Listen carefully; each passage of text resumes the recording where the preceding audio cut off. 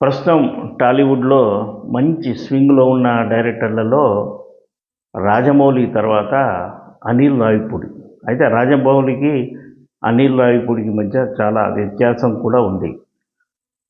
రాజమౌళి తన సినిమాలు పూర్తి చేయడానికి 2, 3 ఏళ్ల సమయం తీసుకుంటే, అనిల్ రావిపూడి మాత్రం ఒకే క్యాలెండర్‌లో అంటే ఒకే సంవత్సరంలో మొదలుపెట్టి అదే సంవత్సరం రిలీజ్ చేయగలిగే సమర్థుడు. కాంబినేషన్ ఎంతైనా సరే, ఎంతమంది ఆర్టిస్టులు ఉన్నా సరే కూడా అద్భుతంగా ఆయన చాలా వేగంగా సినిమాలు తీసి అంటే ఒక స్టార్ హీరోని పెట్టుకున్న 6 నెలల్లో సినిమా పూర్తి చేయగల సమర్థుడు అనిల్ రావిపూడి.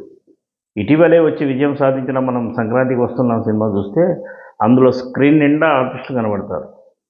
క్లైమాక్స్ కూడా ఈ ఆర్టిస్టులందరూ క్లైమాక్స్ మొత్తం ట్రావెల్ అవుతారు. అయినప్పటికీ కూడా ఆ సినిమాను ఇన్ టైంలో పూర్తి చేసి సంక్రాంతికి బరిలోకి తీసుకొచ్చారు. ఇప్పుడు ఆయన మెగాస్టార్ చిరంజీవితో తన కొత్త సినిమాకు శ్రీకారం చుట్టారు. ఇటీవలే అంటే ఉగాది రోజున ఈ సినిమా మొదలైంది. చిరంజీవి సినిమా అంటే మనం కొంత మాస్ ఎలిమెంట్స్, ఎంటర్టైన్మెంటు ఊహిస్తాం.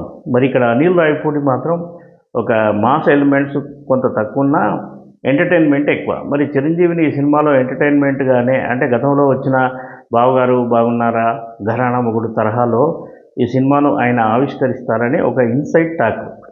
ఇకపోతే చిరంజీవి సినిమా అంటే, చిరంజీవి హీరో అంటే ఏ డైరెక్టర్ అయినా చిరంజీవికి తగినట్టుగానే ఉంటారు. అంటే చిరంజీవి ఇమేజ్ ఎలాంటిది, చిరంజీవి పెర్ఫార్మెన్స్ ఎలా ఉంటుంది, చిరంజీవి స్టార్డమ్ ఎలాంటిది అని వాళ్ళు పరిపూర్ణంగా ఒక తర్ఫీదు తీసుకొని అంటే రీసెర్చ్ లాంటివి చేసి ఆయనతో సినిమా చేస్తుంటారు. కానీ ఇక్కడ అనిల్ రావిపూడి దీనికి భిన్నంగా వెళ్తున్నారు. అంటే చిరంజీవినే తన స్కూల్‌కి ఆయన అడాప్ట్ చేస్తున్నట్టుగా ఈ సినిమా గ్యాంగ్ పరిచయం చేసిన సందర్భంగా మనకు స్పష్టమవుతుంది.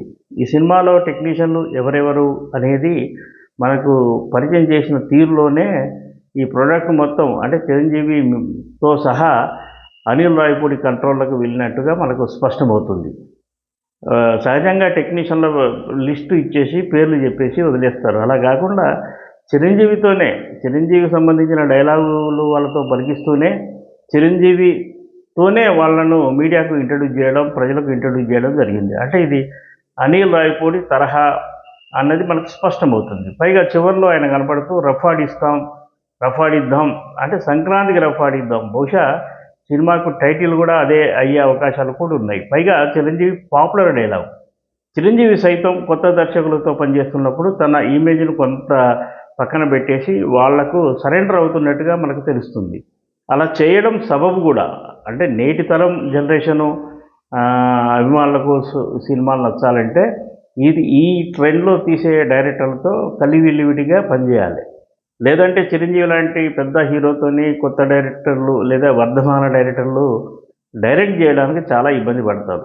అది ఆ గ్యాప్ లేకుండా చిరంజీవి జాగ్రత్త పడినట్టుగా తెలుస్తుంది. పైగా అనిల్ రావిపూడి కూడా అంటే చిరంజీవి సినిమాలు చూస్తూ ఆయన ఎదిగి ఇండస్ట్రీకి వచ్చిన వ్యక్తి కాబట్టి చిరంజీవిని ఏ విధంగా చూపిస్తే జనం ఎంటర్టైన్మెంట్‌గా భావిస్తారు, చిరంజీవి సినిమాను ఆదరిస్తారనేది ఆయన బాగా రీసెర్చ్ చేసినట్టు గత ఇంటర్వ్యూల్లో వెల్లడైంది. దానికి మనకు ఓపెనింగ్‌లోనే కనిపించింది. అంటే ఈ టెక్నీషియన్ బృందాన్ని ఇంట్రడ్యూస్ చేయడంలోనే అనిల్ రావిపూడి తనదైన స్టైల్‌లో వెళ్తున్నాడు. ఇదే ఊపుతో, ఇదే సరదాగా చిత్ర యూనిట్ ముందుకెళ్ళి సినిమా పూర్తి చేసి సంక్రాంతికి 2026 సంక్రాంతికి మంచి విజయం సాధిస్తుందని మనం భావించవచ్చు.